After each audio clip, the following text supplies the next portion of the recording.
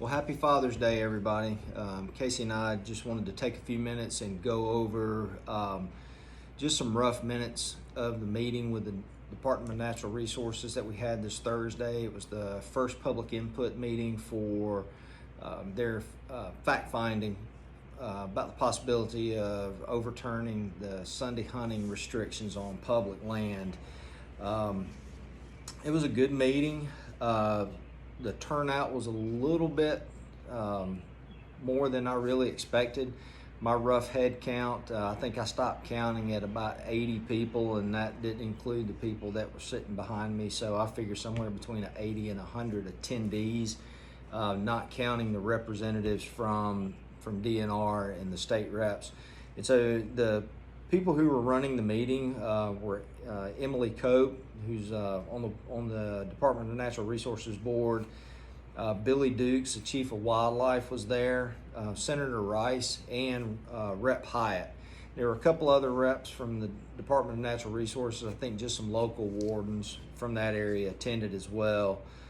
Betty Baldwin of Clemson University, she and her team are the ones that have been tasked and contracted through the Department of Natural Resources to gather the information from these meetings and compile a list of data to help the DNR to better make their decision on whether or not they're going to overturn the restrictions.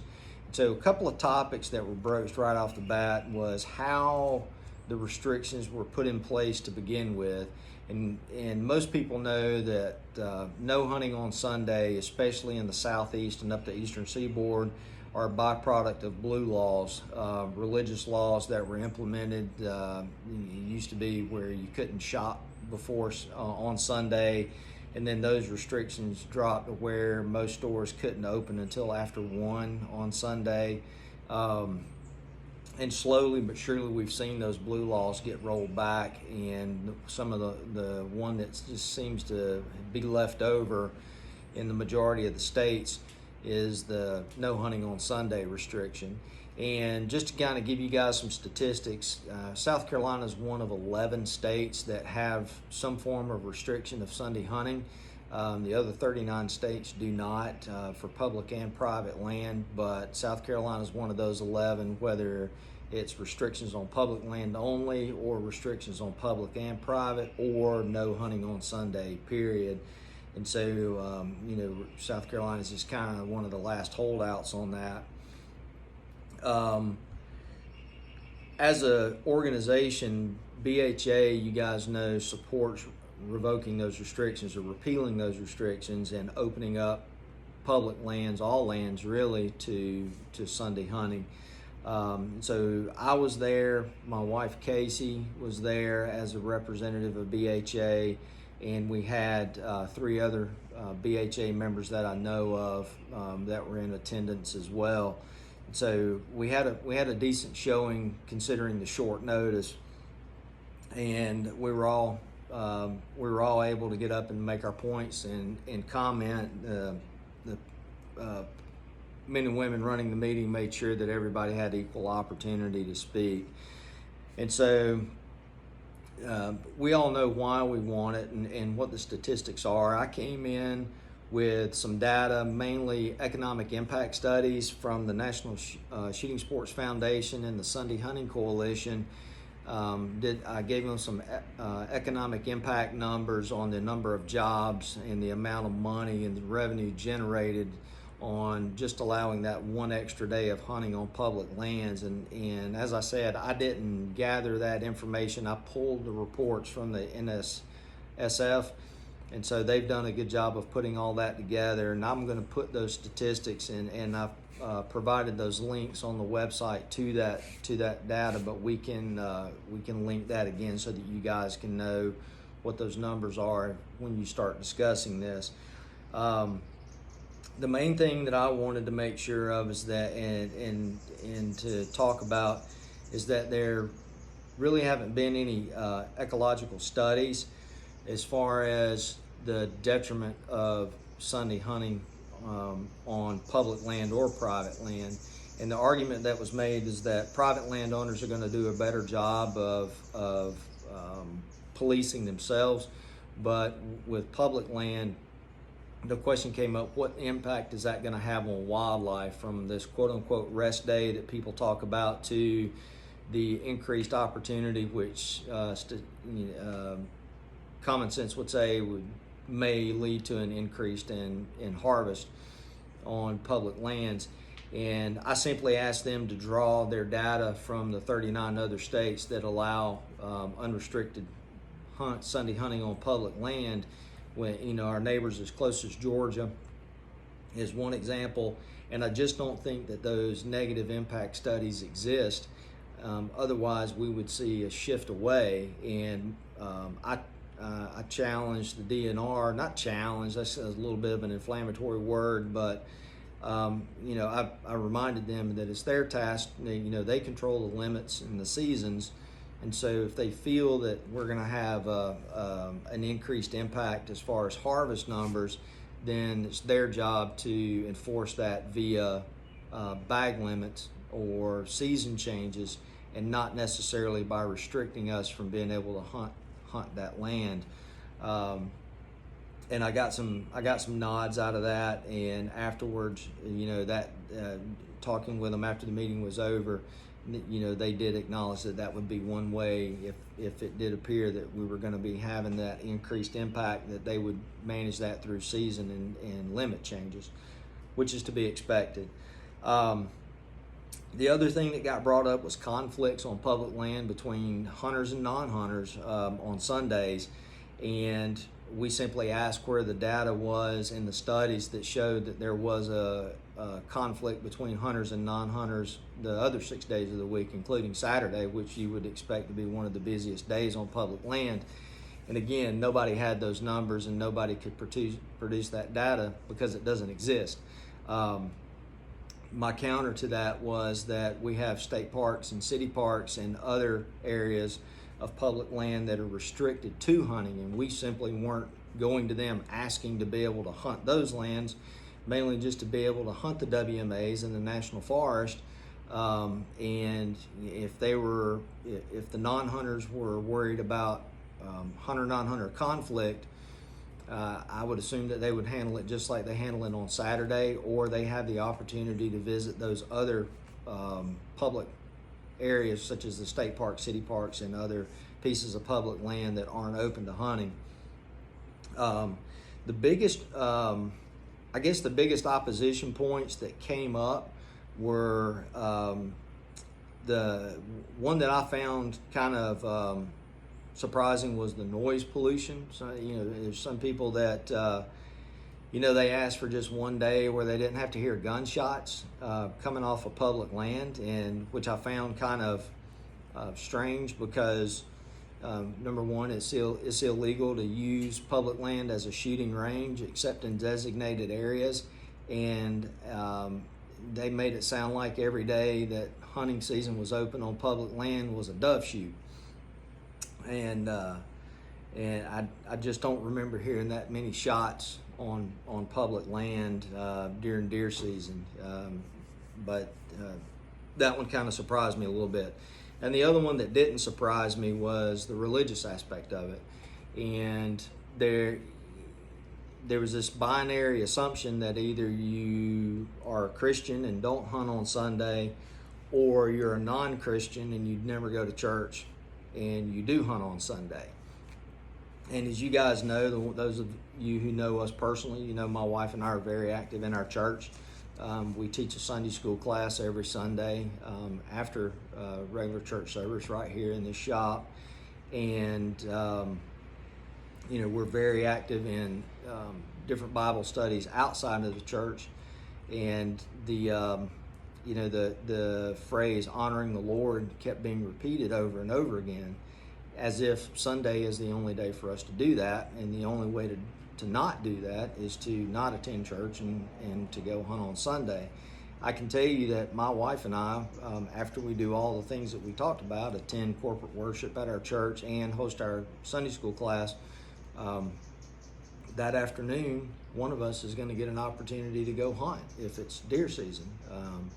And sometimes stay home, watch the kids, and she goes and hunts, and sometimes it's the other way around. But that's how we choose to spend our Sunday. So it's not an either or position, and that coupled with the fact that the First Amendment states that the state shall pass no laws regarding religion, kind of negates that argument, in my opinion. And can I say something? Yeah. And Kyle McKittrick, another board member, was there as well and stood up and said his piece from personal experience in regards to the religious argument. One thing Glenn and I talked about, and you can even say if I'm misinterpreting, but that us as an organization trying to argue against that, even as believers, is not going to help us in what we're trying to accomplish. Right. It is just as emotionally charged for them against Sunday hunting as it is for us to try to defend our faith and our spirituality.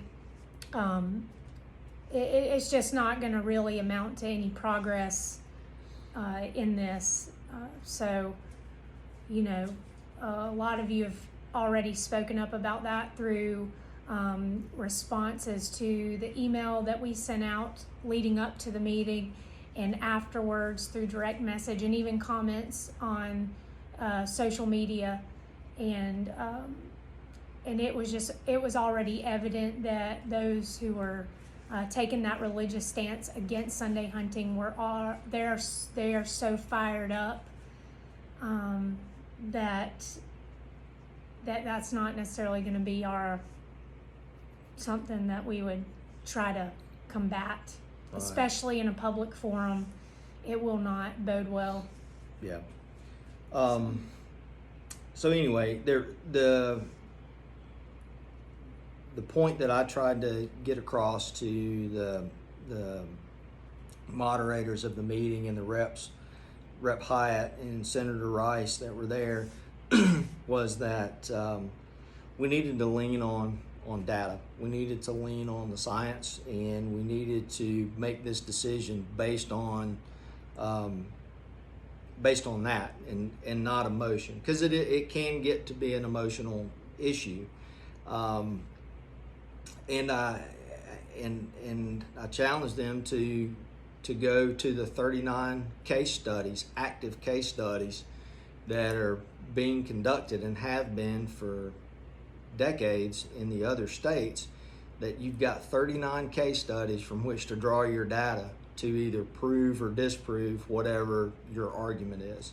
And as close as the different state biology units are with one another, they have conferences and get together. It's easy enough to share that data, whether it be anecdotal or hard research data. If there's problems, then show us where the problems are. And there's not going to be any perfect system. One thing that I did find interesting is that Max Stone, M-A-X, Stone as in rock stone, he's the director of the Natural Land Trust, and that's Natural Land, one word, one L, Natural Land Trust. And they're one of the landowners. They own a lot of land in the state, mostly up in Game Zone 1 in that area. And they have an agreement with the state of South Carolina Department of Natural Resources that some of those properties they lease to the state for WMA access, for hunting access. They were opposed to removing the restrictions on Sunday hunting, and even asked that if it went so far that the restrictions were lifted, that they would have the right or the option to exempt themselves from it. Now, I don't know if he meant just exempt themselves from the Sunday hunting as the landowners, or exempt themselves from allowing hunting on any of their properties, period. So that shows that one of the lessors, one of the groups that leases the land to the state, is opposed to it. And his main argument was the Sunday they knew was a day that they could go out there and do any type of cleanup. What else? Yeah. I think that was probably his trail biggest maintenance, argument. trail maintenance, Yeah. things of that nature. And he tried to make it act like that, that they didn't want to be coming in disturbing our hunt, and so they wanted to use that day as a maintenance day, so to speak, like Cayce said. And he did talk about giving the wildlife rest and compared it to his fishing experience. Yeah. With like giving a fishing hole. Yeah, like an overfished pond, giving it rest. But anyway, so that was one person again that was opposed. The point was brought up, and we got just a little bit off topic, which these meetings tend to do at times. But brought up that the argument that we buy WMA permits to hunt the land, which we do, and that non-hunters get to use that land without having to buy a permit. And so, of course that, we pay for it, we should be able to hunt it, that kind of argument. But then the idea was broached, which is not a new one, but it came to light, of charging a WMA use permit to non-hunters as well. And then, of course, people in our camp that wanted Sunday hunting argued that once you start charging them a fee, now all of a sudden they have a seat at the table and they have a say-so. I firmly believe that they already have a seat at the table, which is why we're having this discussion, and that their seat at the table is pretty solidified. Ours is not. The very fact that we can't hunt those lands on Sunday, and that this is being debated and argued and being brought to light, shows that we're the ones fighting for our seat at that table that we've paid for, while they are there and already getting to dictate policy. And so that ship has sailed, and I don't know that there will ever be a WMA use permit for non-hunters. I do know that the state of Colorado recently passed a law that said that anyone using Colorado-owned state lands has to have a valid hunting license in order to be on that property, whether they're hunting or not. And so I can see something like that maybe coming down the pipe, especially as license sales continue to dwindle, which is something that we're battling against. And one of the reasons why we're arguing so hard for this is to drop one of the barriers of entry, which is to give people more days on the weekend to get out and hunt with their family, especially those that work 5 to 6 days a week. And so as license sales continue to dwindle, so do our Pittman-Robertson dollars. As fishing license sales dwindle, so do our Dingle-Johnson dollars. And I can see something like that being a valid option. Some people argued about a backpack tax, just like we have PR and DJ for hunting and fishing stuff, to argue for a backpack tax on mountain bikes and non-hunting related camping gear and hiking equipment. So, and of course, nobody wants to give non-hunters more of a voice, but non-hunter does not necessarily equate to anti-hunter. And so that's one of the things that I would encourage you guys to keep in mind, is that just because they don't hunt doesn't mean they're against it. And so, but it would be real easy to turn them against it with the wrong interaction or with a couple of negative interactions. So something to just keep in mind.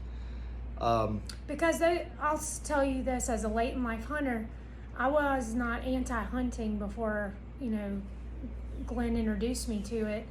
But I did have a certain misconception about guns and about kind of the rules of hunting public land. My first public land experience was this past winter, and even knowing, even being in the hunting circle for the last several years, there was still a little bit of apprehension knowing that there were possibly other people out there. Were they going to be responsible or not? And so those very people that Glenn's talking about that they're not in the hunting world, but they're not necessarily anti-hunting. It is going to take us to truly educate and explain to them that we as hunters have this a code of ethics, and that we also abide by rules that have been taught to us through hunter safety courses, and have been passed down. A lot of the emotions from the meeting who are in favor of Sunday hunting were all about the childhood experiences and the legacy that has continued to pass on from generation to generation. It's very valuable, but to non-hunters, they don't really know about that. And so I hope that we as an organization can help educate those to bring them on board, and truly help them understand that we can kind of partner together in this. So. Absolutely. I think we about covered everything that we talked about, and you guys who were there, Zach and Kyle, if y'all remember something, just post it or let us know. One thing I did want to, before we end, I want to remind everybody, there's been no bill introduced. There's been nothing concrete that has been introduced. It's been discussed at the DNR board meetings, but there's no law change coming as of yet. We're real early in this process. This was the first meeting of what I was assured are going to be several meetings hosted around the state, so that everybody will have a geographical proximity, being within a geographical proximity, to be able to get there and voice your opinion on this and attend those meetings. Show up, be respectful, come armed with facts when you go to those meetings. Also, there's going to be a survey that's going to be released on the DNR website for people to go and fill that survey out if they can't make those meetings. But I would suggest, even if you do make the meetings, fill out that survey as well. Clemson's collecting all of this data. They're going to come back to the General Assembly and to the DNR with their findings, and basically what it's going to look like is a numbers game. Who's for it, who's against it. And so now's the time for you to become a lobbyist. If you believe strongly for or against this thing, get your ducks in a row and start contacting your representatives and start talking to your people in your social circles and your peer groups, and let them know that this is coming. Some people don't care. They don't hunt public land, and they may never intend to. Other people, this is a very big deal to them because they're solely public land hunters.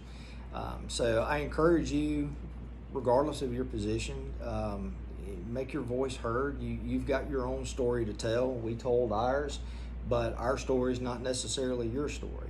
Facts are facts, but everybody has their own reasoning for why they do or don't want something. So with that, I think we're going to finish it up. So if you guys have any questions, just post them underneath the video. If you have any comments, you can hit us up by email or through the messenger services on the social media platforms, or like I said, just leave a comment. If you're not a member, join, make your voice heard.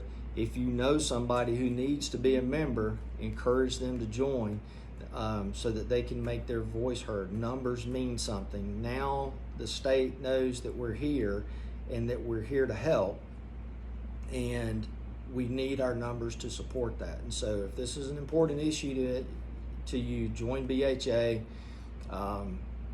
Make South Carolina your state of record on your BHA membership, and we'll I can promise you the board's going to work as hard as we can to make this happen for you. So I would like to say that some people have reached out wanting us to add their email to the email blast. When we send those out through the our BHA account, those lists are generated through national, which means if you're not getting those, and if you've looked in your promotions or spam folder, check there first.